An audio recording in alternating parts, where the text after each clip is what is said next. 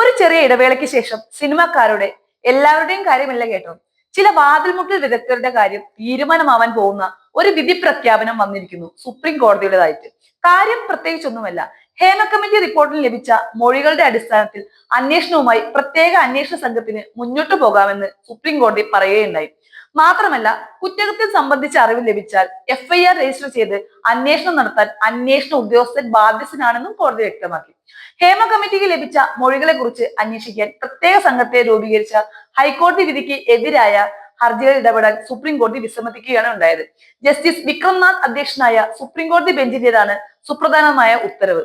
ഒപ്പം തന്നെ പ്രത്യേക അന്വേഷണ സംഘത്തിന്റെ പ്രവർത്തനം ഹൈക്കോടതിയുടെ മേൽനോട്ടത്തിൽ ആയതുകൊണ്ട് തന്നെ പ്രത്യേക അന്വേഷണ സംഘത്തിന്റെ പ്രവർത്തനത്തിൽ ആർക്കെങ്കിലും പരാതി ഉണ്ടെങ്കിൽ അവർക്ക് ഹൈക്കോടതിയെ സമീപിക്കാം. ഇതിൽ സമ്മതത്തിലാക്കി മൊഴി നൽകാൻ ആരെങ്കിലും പ്രേരിപ്പിക്കുന്നുവെന്ന പരാതിയും പെടും. നിർമ്മാതാവ് സജിമോൻ പാറയിലും ഹേമ കമ്മിറ്റിക്ക് മൊഴി നൽകിയ സിനിമാ മേഖലയിൽ തന്നെ ഒരു യുവതിയുമാണ് ഹൈക്കോടതി വിധിക്ക് എതിരെ സുപ്രീം കോടതിയിൽ ഹർജി ഫയൽ ചെയ്തിരിക്കുന്നത്. താൻ നൽകിയ മൊഴിയുടെ അടിസ്ഥാനത്തിൽ നടക്കുന്ന അന്വേഷണം റദ്ദാക്കാൻ ഉത്തരവ് ഇടണമെന്ന് ആവശ്യപ്പെട്ട നടി മാല പാർവതി സുപ്രീം കോടതിയെ സമീപിച്ചിരുന്നു. എല്ലാ കേസുകളിലും അന്വേഷണം തുടരാൻ പ്രത്യേക സംഘത്തിനെ അനുവദിക്കണമെന്നാണ് സർക്കാരും സംസ്ഥാന വനിതാ കമ്മീഷനും WCCയും സുപ്രീം കോടതിയിൽ ആവശ്യപ്പെട്ടിരുന്നത്.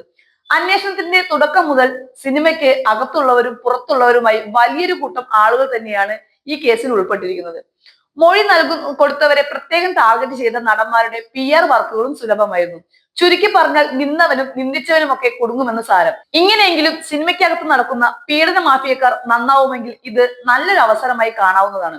കാരണം അതുവഴി കലയെ ആരാധിക്കുന്ന ഒരുപാട് ആളുകൾക്ക് നഷ്ടപ്പെട്ട അവസരങ്ങളെ തിരിച്ചു പിടിക്കാൻ കഴിഞ്ഞാലോ. എന്തായാലും പേട്ടനെ നമുക്ക് ഐശ്വര്യത്തിന്റെ ചിഹ്നമായി കാണാവുന്നതാണ്. സിനിമ ഇല്ലെങ്കിലും പുള്ളിക്ക് നാട മുറിച്ചെങ്കിലും ജീവിക്കാം. കാരണം പേട്ടൻ കൊളുത്തിയ തിരിയാണല്ലോ നിന്ന് കത്തുന്നത്. അതിന്റെ ഒടുക്കം പിടിച്ച് താരരാജാക്കന്മാരുണ്ടെങ്കിൽ ബഹുകേമമായി.